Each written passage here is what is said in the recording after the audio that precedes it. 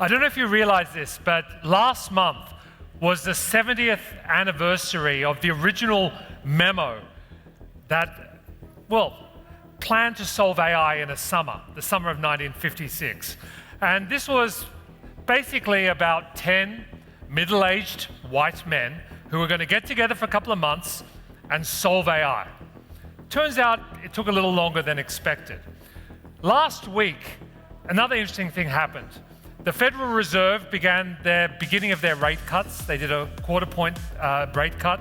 The chairman of the Federal Reserve, Jerome Powell, made a very interesting comment that kind of got buried in everything else. And he said that one of the reasons that drove the decision to cut rates was that kids coming out of college were increasingly finding it hard to get junior-level entry positions in organizations. Now, reading between the lines, I think most of us in this room know why that's happening. Because AI, whether it's generative or agentic or automation, is actually starting to change the way we think about what kind of work should be done and who should do it. Now, what connects these two events, 70 years apart? Naivety. 70 years ago, we thought that AI was a puzzle that could be solved. 70 years later, we now think that the structural changes to the economy as a result of AI is going to be something that can be managed like a policy variable. Neither is true. What we actually are seeing is that artificial intelligence is not a technology. It's not inevitable. It's not something that's happening to us. It's actually more like steam or electricity or semiconductors. It's a force with the capacity to reshape the world as we know it. But we have a high degree of agency. We as leaders have the power to shape the way this plays out. So, as the last session of the day, I want to kind of widen your perspective here and really show you what's at stake. What is it going to take to build a world that is truly transformed by data and artificial intelligence? Last year, a brand new supercomputer was commissioned for Denmark by Novo Nordisk. Basically, Novo Nordisk made so much money selling Ozempic to everyone in the world, they actually used the profits from that to fund a new kind of sovereign AI supercomputer powered by NVIDIA chips for Denmark, which is now going to be used for drug research and other applications. Increasingly, if you travel around the world, especially in emerging markets like Southeast Asia, the Middle East, one of the hottest topics is sovereign AI. And sovereign AI isn't just about owning your own data centers. It's about owning every aspect of the value chain, from the chips and semiconductors, to the compute, to the weights of the models themselves, to the data pipelines, to the AI agents or the digital workers, and of course, at the bottom of the stack is energy. And don't underestimate this, because although people are now saying that the cost of cognition is falling, ultimately the level to which it falls, the ultimate driver of the unit cost of intelligence is power. This is why, you're now seeing companies like Amazon buying nuclear power plants. They're co-locating data centers with nuclear modular reactors. Sovereign AI is not just for countries.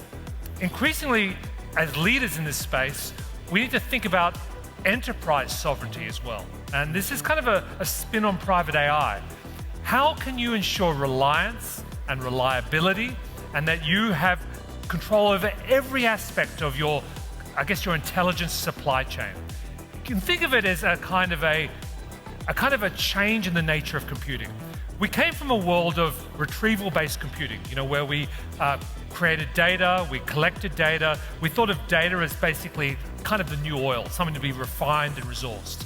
And the whole point was developing systems that could retrieve that data and answer a question.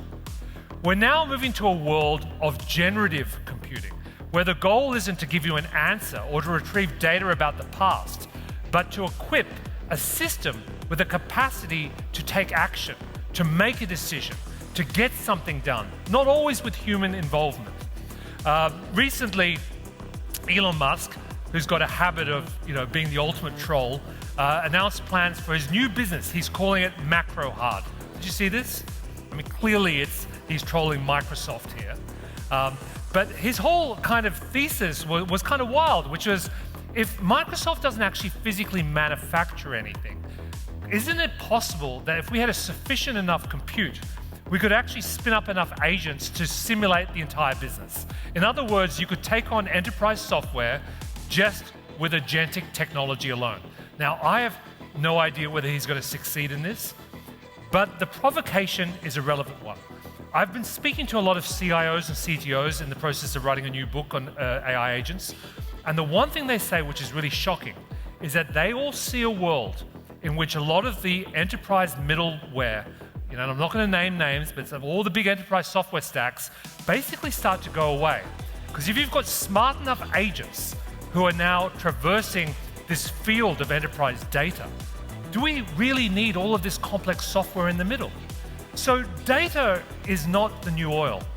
It's basically a strategic substrate in which the next generation of agents is going to be constantly moving through, looking for success signals, looking for patterns, looking for things that generate efficiency but also drive growth. So this is why I think we really underestimate what the next decade's going to look like. And what I want you to think about is, how can you really audit your own organization for enterprise sovereignty? How much control do you have over your data, your infrastructure, your unit costs of cognition?